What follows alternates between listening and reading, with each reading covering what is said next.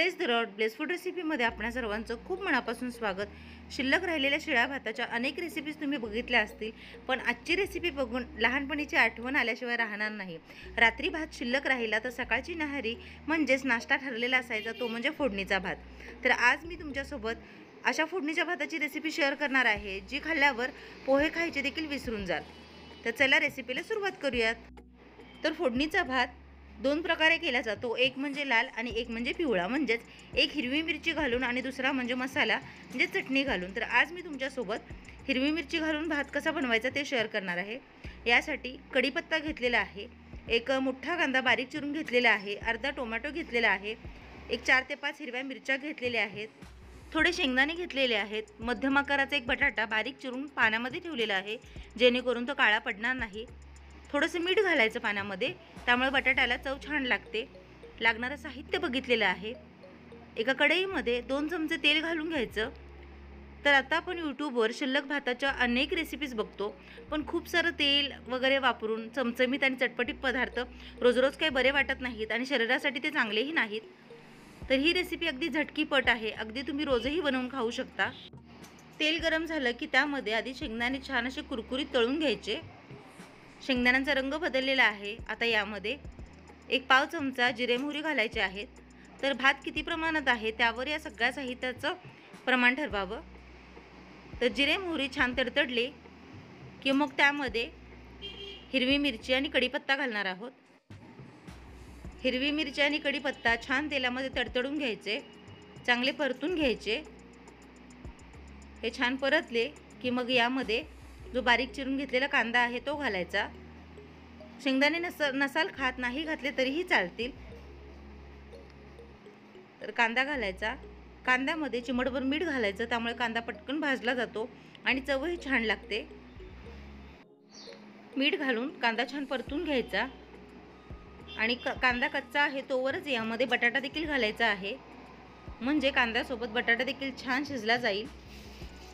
तर कांदा भाजून घेऊन मग त्यामध्ये बटाटा घालायचा नाही आहे, तर कांदा कच्चा असतानाच बटाटा घालायचा आहे। बटाटा आणि यामध्ये जे शेंगदाणे आहे ते आवडीनुसार कमी जास्त घेऊ शकता, किंवा नसेल आवडत तर नाही घातले तरीही चालतील, पण यामुळे भाताची चव इतकी छान लागते, तर अगदी पोहे खाल्ल्यासारखे लागतात किंवा त्यापेक्षाही चव छान लागते असं म्हणायला हरकत नाही।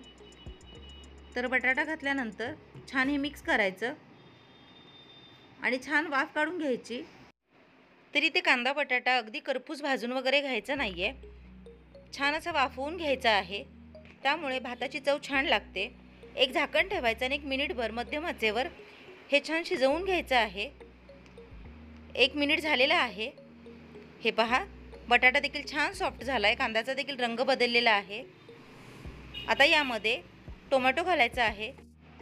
इथे मी टोमॅटोचा वापर खूप कमी केलेला आहे, तुम्ही आवडीनुसार टोमॅटो जास्त किंवा कमी देखील घालू शकता। छान अशी चटपटीत आंबटसर चवीचा भात हवा असेल, इथे टोमॅटो जास्त घेतला तरीही चालेल। टोमॅटो घालून पुन्हा हलकीशी वाफ काढायची आहे, त्यामुळे टोमॅटो छान सॉफ्ट होईल। तर हे पहा, एक अर्धा मिनिट झाकून ठेवलेला आहे। टोमॅटो फक्त आपल्याला मऊसूत करून घ्यायचा आहे। आता हे सगळं छान मिक्स करायचं। टोमॅटो छान परतला की यामध्ये पाव चमचा हळद घातलेली आहे। तर भात जितक्या प्रमाणात आहे तितक्या प्रमाणात हळद वगैरे घालायचं आहे। हळद घालून छान हे परतून घ्यायचं आणि जो आपला शिल्लक भात आहे तो घालायचा। काही लोक भात कुकरमध्ये करतात, काही असे वर टोपामध्ये करतात। कुकरचा भात साधारणतः घट्टसर असतो, त्यामुळे तो छान असा मोकळा करून घ्यायचा। इथे हे पहा, आम्ही भात जे पाणी वगैरे गाळून आहे तसं करतो, त्यामुळे तो छान असा मोकळा सडसडीत आहे। तर भात घालायचा आणि हे सगळं छान मिक्स करायचं। सगळ्यात महत्त्वाचं आहे ते म्हणजे मीठ। तर मीठ चवीनुसार आणि अंदाजे घालायचं, कारण जो बटाटा आहे तो मिठाच्या पाण्यात ठेवलेला होता, कांदा भाजताना देखील मीठ घातलेलं आहे आणि भातामध्ये देखील पुरेशा प्रमाणात मीठ होतं, त्यामुळे फक्त लागेल इतक्या गरजेइतपतच मीठ घातलेलं आहे। आणि हे पहा, मीठ घालून सगळं पुन्हा छान मिक्स करून घ्यायचं आणि किती छान भात दिसतोय ते बघा।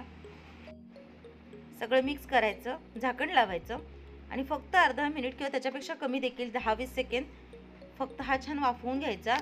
मस्त मोकळा सडसडीत आपला झटकीपट शिळ्या शिल्लक भाताचा फोडणीचा भात तयार झालेला आहे। आशा आहे रेसिपी तुम्हाला आवडली असेल। एकदा या पद्धतीने फोडणीचा भात नक्की तयार करून बघा। तुमचा अनुभव माझ्यासोबत शेअर करा। चॅनलवर नवीन असाल तर सबस्क्राईब करा, लाईक करा, शेअर करा। सगळ्यात महत्त्वाचं म्हणजे जे काही बेल आयकॉन दिसते म्हणजेच घंटी दाबायला अजिबात विसरू नका। भेटूया अशाच एका नव्या आणि पारंपरिक रेसिपीसह। तोपर्यंत स्वस्त रहा, मस्त खा आणि माझ्या रेसिपीज बघत रहा। रेसिपी बघितली त्याबद्दल खूप मनापासून धन्यवाद।